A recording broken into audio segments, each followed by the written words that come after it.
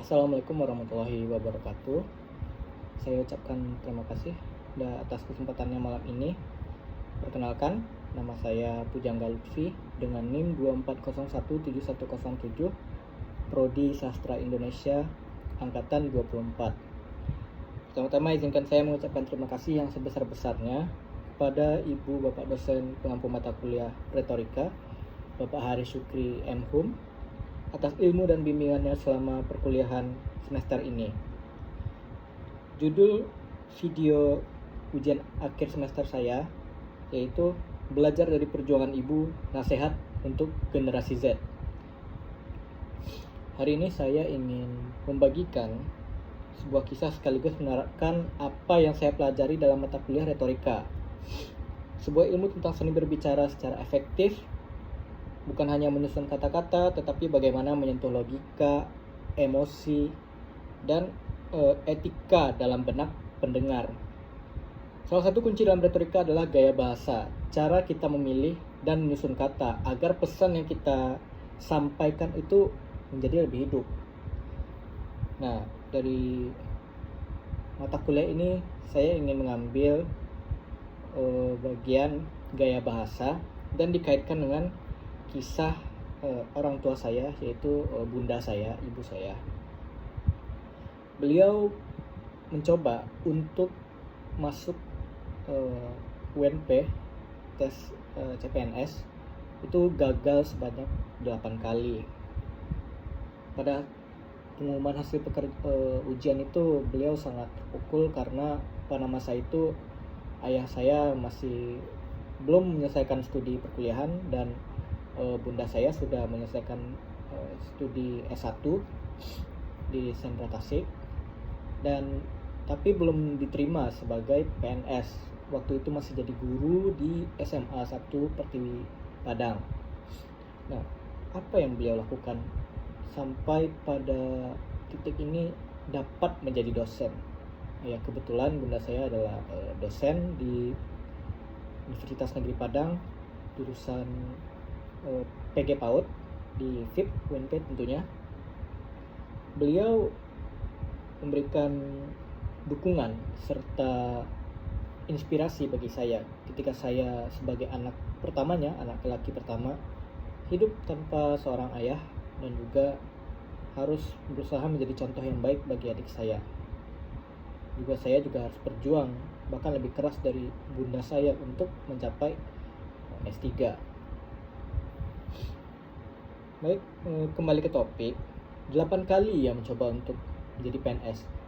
8 kali pula ia gagal. Setiap pengumuman hasil ujian bagaikan petir yang menyambar di besi yang bolong. Tapi apa yang ia lakukan? Ia bangkit. Ia terus belajar. Dan ia mencoba lagi.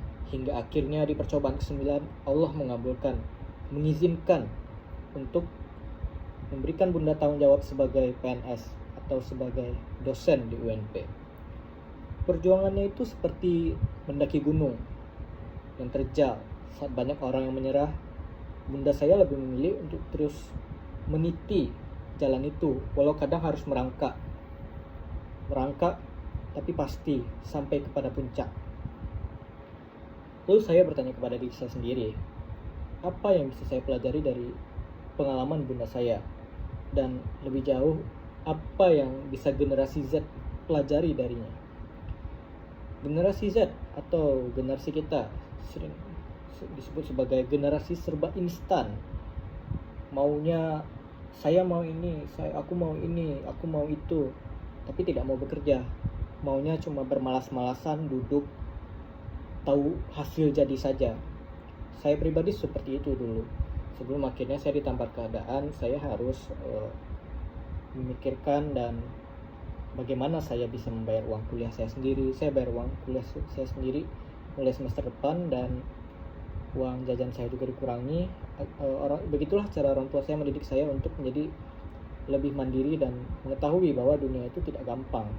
Sama seperti orang tua saya yang harus gagal dulu sebanyak 8 kali.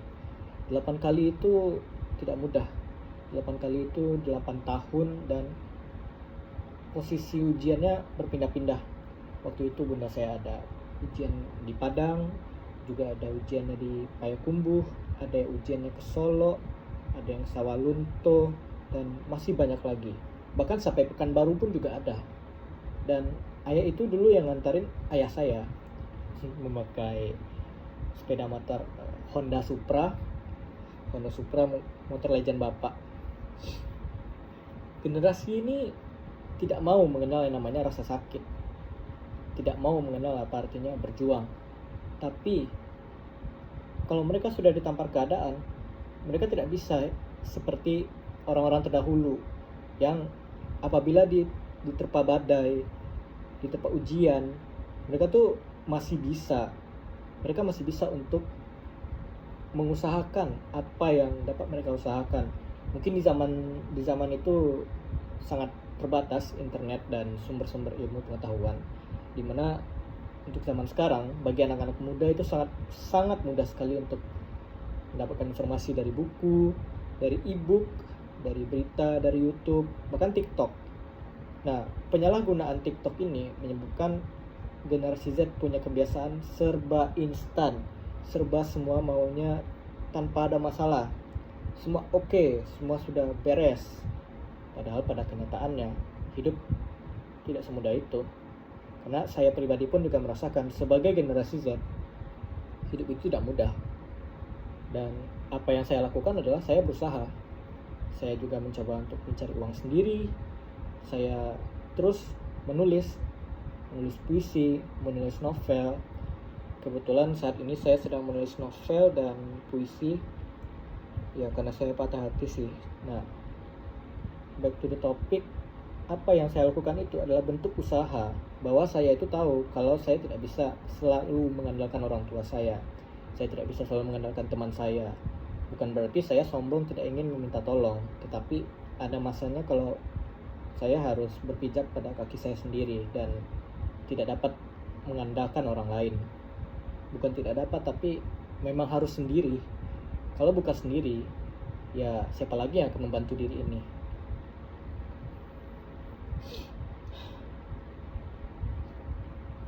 Generasi Z itu seperti microwave, tinggal dipencet-pencet, selesai. Hanya menunggu sekitar 2-3 menit, maka apa yang dimasukkan dalam microwave itu, makanan itu akan hangat. Tapi kadang-kadang makanan tertentu itu perlu dimasak lebih lama dengan api yang kecil atau bahkan dengan suhu yang panas dan lebih lama. Contohnya rendang itu lama sekali membuatnya, bisa lebih dari 4-5 jam. Prosesnya banyak, dari kalio baru jadi rendang. Dan menurut saya generasi Z itu harus seperti itu. Ibarat rendang, generasi Z itu harus merasakan pahitnya dunia itu bagaimana, agar mereka tahu betapa bersyukurnya mereka ketika merasakan bahagia. Melalui retorika ini, saya ingin menyampaikan nasihat sebagai sesama generasi Z, sebagai orang yang lebih muda, sebagai orang yang mungkin dapat membantu teman-teman atau siapapun yang menonton video ini. Jangan takut gagal, jangan lemah hanya karena satu kegagalan. Jangan iri pada keberhasilan orang yang tampak cepat, karena apa yang instan itu kadang tidak selalu seperti yang terlihat.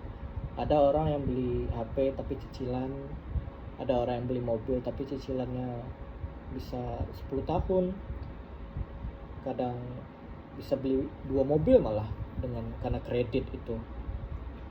Karena yang kuat itu bukan yang tercepat, tapi yang bertahan.